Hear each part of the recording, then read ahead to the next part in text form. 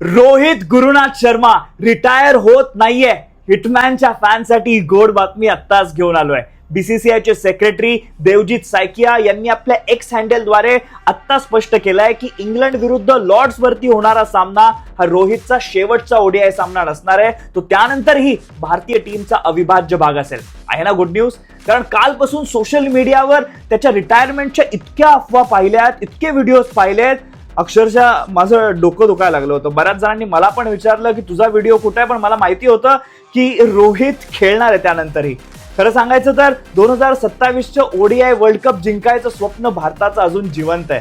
कारण फक्त रोहितच्या बॅटिंगची नाही, तेव्हा त्याच्या एक्सपिरियन्सची पण मदत लागणार आहे. 2027चा वर्ल्ड कप साऊथ आफ्रिकेमध्ये आहे. तिथे वेगवान गोलंदाज, बाउन्स आणि तिथल्या विकेट्स, त्याच्यामध्ये रोहितच्या आपल्याला बॅटिंग बरोबरच एक्सपिरियन्सची गरज भरपूर लागणार आहे. विराट कोहलीने पण 2-0 बनवले होते. त्यानंतर आपण पाहिलं गेल्या 10 ओडीआय पैकी 7 मॅचेसमध्ये 50 पेक्षा जास्त धावा त्यांनी बनवलेल्या आहेत. मॅच विनर बनलाय. रोहितचंही योगदान केवळ धावांमध्ये कधीच मोजता येत नाही. ड्रेसिंग रूम मधला त्याचा अनुभव, यंग पोरांशी जाऊन त्याचा सांगणारा संवाद, भारतीय टीमची एक मोठी ताकद आहे रोहित आणि कोहली.